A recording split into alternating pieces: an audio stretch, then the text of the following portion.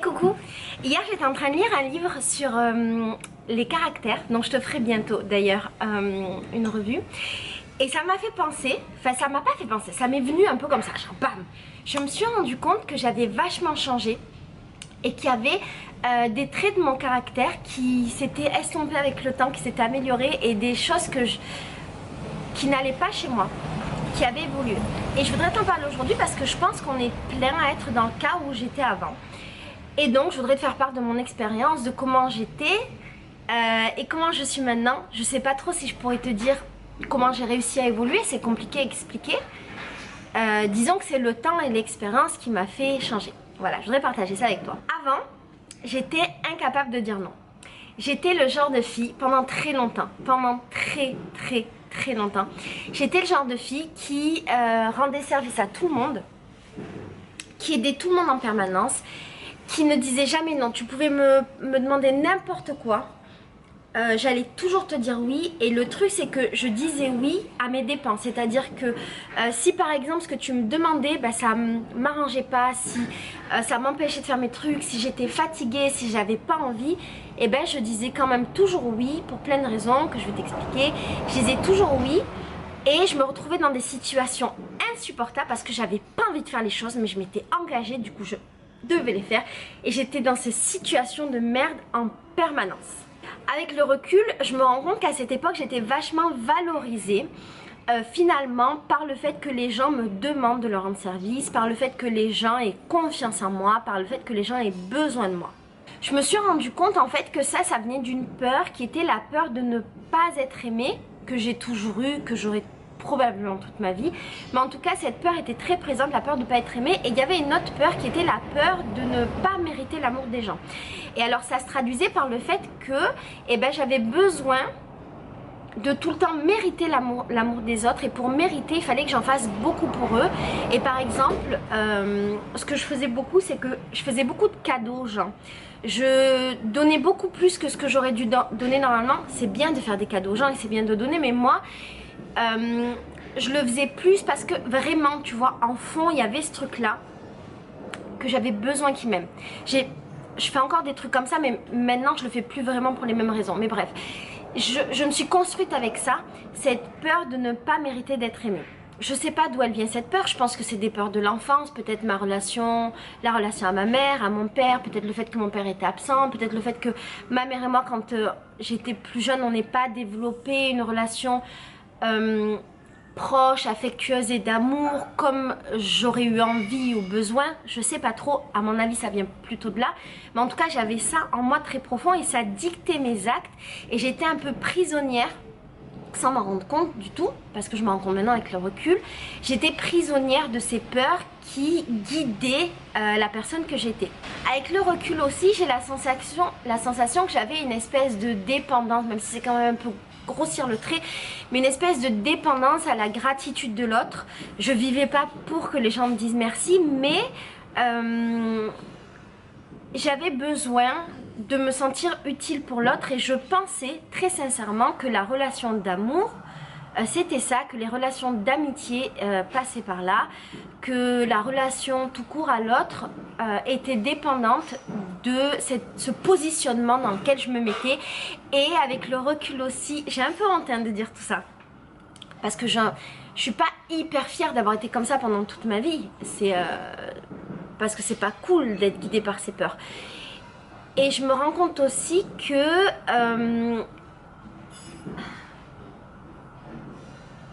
j'avais la sensation que je devais faire ça pour mériter ma place dans le cœur de l'autre. Et alors même souvent je me positionnais un peu comme sauveur parce que j'avais tendance à toujours trouver des solutions pour les gens. Et quand les gens m'exposaient un problème, plutôt que d'être une oreille attentive qui écoute et qui donne des conseils ou qui aiguille la personne, et je me positionnais comme la personne qui peut t'aider. Si tu avais un problème, j'étais là et je m'engageais à t'aider, ce qui n'est pas une solution et qui pour moi n'est pas un bon rapport d'aide à autrui, mais ça on aura l'occasion d'en parler dans d'autres vidéos. Je te parlerai justement de cette position de sauveur. Bref, j'étais pas dans des relations qui étaient équilibrées, elles étaient pas malsaines parce que quand même l'intention était très bonne et que je voulais juste donner de l'amour, mais finalement j'étais beaucoup en demande. Et du coup, comme j'étais en demande et comme je donnais beaucoup, je recevais pas à la hauteur de ce que je donnais, ce qui est normal parce que les gens peuvent donner que ce qu'ils sont capables de donner et pas plus. Et que si moi j'ai envie de donner plus, c'est mon problème à moi et pas le problème des autres. Et aussi parce que je déséquilibrais la relation au point que effectivement les gens pouvaient jamais me rendre l'ascenseur. Et en plus de ça, je me mettais aussi dans des situations qui fait que je ne demandais jamais l'aide de personne. Donc forcément on était dans des rapports déséquilibrés. J'en souffrais énormément. Et je souffrais parce que j'avais cette sensation, cette peur que si je ne faisais pas les choses, les gens n'allaient pas m'aimer. Et donc encore une fois, je faisais des choses que j'avais pas forcément envie de faire, qui n'étaient pas des choses horribles, mais je me mettais dans des situations qui n'étaient pas confortables pour moi pour mériter l'amour de l'autre. Maintenant avec le recul, si je pouvais parler à la Laetitia d'avant, je lui dirais: mais Laetitia, est-ce que tu t'aimes réellement? Et est-ce que tu écoutes réellement tes désirs et tes besoins? Bien entendu qu'à cette époque-là, clairement que non. Je le vois maintenant quand je repense à toutes les situations. Clairement qu'il y avait un manque d'amour envers moi-même. Non pas que je ne m'aimais pas, mais il y avait un manque d'amour envers moi-même. Et il y avait quelque chose que je cherchais à combler. Comme si je cherchais à combler mon manque d'amour avec l'amour des autres que je voulais prendre à tout prix. Et alors aujourd'hui, j'ai vachement changé sans que je m'en rende compte. Je pense que j'ai fait un gros travail sur moi-même, mais encore une fois, j'ai pas de solution. Je suis toujours curieuse quand les gens apportent des solutions à propos de comment changer, à propos du bonheur, à propos de comment aller mieux, machin, même si je suis en train de te préparer un programme sur le bonheur, mais j'espère que je tomberai pas là-dedans de t'apporter des solutions toutes faites. J'essaierai de te donner des outils, mais je suis toujours curieuse parce que je suis pas capable d'expliquer comment j'ai changé. Je pense que j'ai fait des choix qui m'ont obligée, avec le temps, à prendre soin de moi, à être égoïste, à écouter mes besoins, mes envies et à y répondre. J'ai fait ces choix-là sans m'en rendre vraiment compte et j'en ai mesuré la portée et la mesure une fois que c'était derrière moi. Et je le dis souvent dans mes vidéos, je pense que si j'ai fait ça, c'est parce qu'à un moment donné, j'ai eu le courage d'affronter mes peurs et de me dire ok, j'ai peur de ça. Et c'était pas des peurs purement théoriques, du genre j'ai peur de pas être aimée, j'ai peur de machin. C'était par exemple j'ai peur de voyager seule, j'ai peur de divorcer, j'ai peur de gérer mon argent, j'ai peur de machin, des peurs qui étaient bien concrètes. Et ben je me suis dit ben voilà, j'affronte mes peurs, j'y vais. Et c'est une fois que j'ai affronté mes peurs que je me suis rendu compte déjà à quel point... Désolée, à quel point elles étaient fortes, à quel point ça avait été dur, mais à quel point ce qu'il y avait derrière surtout c'était magnifique et que c'était incroyable et que j'étais trop courageuse et que j'étais trop fière de moi. Bref, tout ça a fait que j'ai changé sur ça et qu'à présent je ne suis absolument pas cette jeune femme, plutôt cette jeune femme que j'étais, et j'ai arrêté de ne plus être capable de dire non. Aujourd'hui, quand une situation ne me convient pas, j'exprime un non ferme, sans retour possible, et ça me paraît super fou lui, ça me paraît super naturel. Et ce que j'ai compris de mon non, c'est que le non que je donne, c'est un non qui est bienveillant. Il est bienveillant envers les autres, c'est-à-dire que je suis jamais arrogante et je suis jamais méchante dans le non que je leur dis par rapport à ce qu'ils me demandent. S'ils me demandent un service, s'ils me demandent de faire quelque chose, blablabla.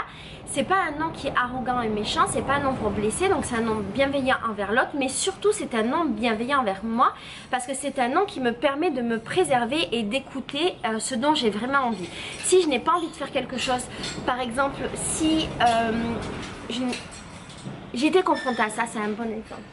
Si une personne a besoin de moi, elle veut me voir absolument ou elle veut passer du temps avec moi, mais que je sais qu'elle veut pas passer du temps avec moi parce qu'elle a envie de passer du temps avec moi, mais parce que elle a besoin de quelqu'un X ou Y, parce qu'elle est pas bien, parce qu'elle est fâchée, parce que machin, mais que c'est pas forcément moi Laetitia. Si cette personne elle a besoin de passer ce temps là avec moi, que je sens que l'énergie qu'elle va m'envoyer, j'ai pas envie de la recevoir. C'est très égoïste, je le sais, mais si je sens que cette énergie j'ai pas envie de la recevoir parce qu'on n'a pas une relation assez profonde, assez forte avec cette personne, ou parce que c'est pas le bon moment pour moi, et ben je vais lui dire non. Je vais lui dire non avec amour, je vais lui expliquer que je suis pas la personne, pour ça, et je vais aussi accepter moi-même de ne pas pouvoir la sauver, de ne pas pouvoir l'aider, de ne pas être la personne qui va être là pour elle. Et je vais accepter surtout de m'écouter et d'écouter mes besoins. C'est-à-dire à ce moment-là, je n'ai pas envie, besoin de cette personne ou de cette énergie dans ma vie. Donc, donc je suis bienveillante dans ma négation envers les autres et surtout envers moi.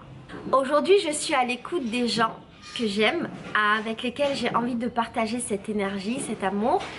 Je suis là quand on me sollicite, mais si je n'ai pas envie de partager ça, je ne le partage pas. Je suis par exemple parfois confrontée à des gens dans mon entourage, dans ma maison, dans mes amis. Je sais qu'il y a beaucoup de gens qui tournent autour de moi, des gens dont je n'aime pas forcément l'énergie et des gens auxquels je n'ai pas forcément envie de me lier. Et avant, je suis désolée, il y a beaucoup de bruit.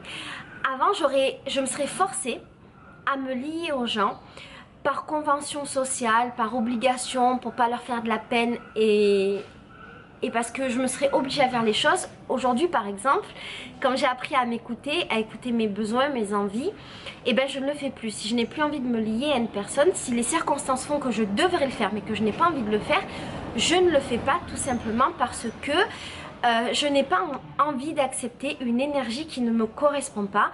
J'ai appris énormément à sentir les gens. Je dis pas que j'ai un pouvoir magique, il n'y a pas de pouvoir magique, j'ai pas le pouvoir magique de sentir l'énergie des gens, mais je crois que je suis assez connectée avec moi-même et avec l'autre pour sentir si l'énergie de l'autre me correspond ou pas. Et donc je ne me force plus jamais à me lier à l'autre. Je ne suis plus dans le besoin non plus de l'amour de l'autre, parce que je pense qu'avec le temps, avec les années et avec ces dernières années qui ont été à la fois difficiles mais extrêmement heureuses, très fortes, très pesantes, mais en même temps qui m'ont appris énormément, j'ai la sensation que je me suis remplie moi-même de l'amour qui me manquait et que je recherchais, au point de ne plus avoir besoin de l'amour de l'autre. Et c'est très important et c'est ce qui change la donne. Je dis souvent aux gens qu'il faut qu'ils apprennent à s'aimer. C'est un peu la conclusion de toutes mes vidéos et je sais que c'est difficile d'entendre ça, parce que quand tu dis aux gens mais il faut que tu t'aimes, la personne elle se demande mais comment faire, et je suis la première à me demander mais comment faire pour plus s'aimer. Et alors si je devais te donner un conseil pour plus s'aimer, ce conseil ce serait apprends à écouter tes besoins, tes envies, ce que tu veux vraiment. Je pense qu'on devrait écouter tout le temps la petite voix qui est en nous et qui n'est pas magique non plus, hein. Moi j'aime pas te parler des trucs magiques, machin. Je préfère te parler de trucs très concrets. Très souvent on a notre petite voix en nous qui nous dit un peu ah ça c'est bon, ça c'est pas bon, tu devrais, ça Et je crois que quand on l'écoute pas, on est souvent dans le faux. Et quand on l'écoute, et ben on se rend compte qu'on a eu raison. Et pour plein de raisons, et je te ferai sûrement une vidéo sur le sujet, mais pour plein de raisons on l'écoute pas. Des fois parce que on est influencé par ce qui se passe autour, des fois parce que la raison, la logique nous dit que, alors qu'on devrait juste écouter, je pense, parfois l'émotionnel et tu sais l'intime avec soi-même, quelque chose d'un peu ancestral, tu vois. Et donc parfois on n'écoute pas alors qu'elle a toujours raison. Et donc comment s'aimer soi-même, apprendre à s'écouter toujours, apprendre à se faire confiance en permanence, respecter toujours ses désirs et ses envies, quitte à être égoïste. On me dit souvent que je suis égoïste, je le suis. Je suis fondamentalement égoïste et je suis fondamentalement généreuse aussi. C'est deux choses qui ne sont pas incompatibles. Je suis fondamentalement égoïste parce que je n'écoute que mes besoins et mes envies en toute bienveillance envers l'autre. Je pense qu'on peut être égoïste de plein de manières différentes, mais mon égoïsme c'est ça. Ne faire que ce que j'estime être bon pour moi et ne pas me forcer jamais, jamais, jamais à faire des choses qui seraient contraires à ce que me dit ma petite voix intérieure, mon profond, mon dedans, tu vois. J'ai appris à dire non en toute bienveillance et je trouve que ça fait de moi une personne particulièrement honnête et sûre. Et ça fait que les gens qui sont autour de moi, ils savent que si je dis oui et si je suis présente, si je suis là, c'est parce que j'en ai vraiment envie. Et si je dis non et que je ne suis pas là, c'est que j'en ai vraiment pas envie. Et du coup ça crée, je trouve, des relations qui sont beaucoup plus équilibrées, beaucoup plus justes avec les gens. Parce qu'en fait, je trouve que ça crée une relation de confiance On ne se ment pas, on ne fait pas semblant. En tout cas, quand on vient à moi et quand on est avec moi, on sait que je ne fais pas semblant. Si j'ai pas envie de me connecter à une personne, je vais quand même être gentille avec elle, mais je vais pas me connecter, je vais pas te faire de cinéma. Et donc, il n'y aura pas de faux semblant avec cette personne-là. Je ferai tout ça en tout amour et bienveillance.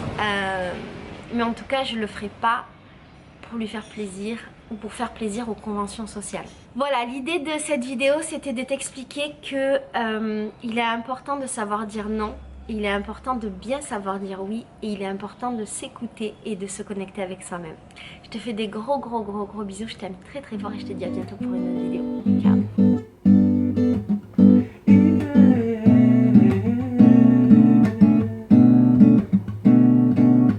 Ela tem cores, curvas,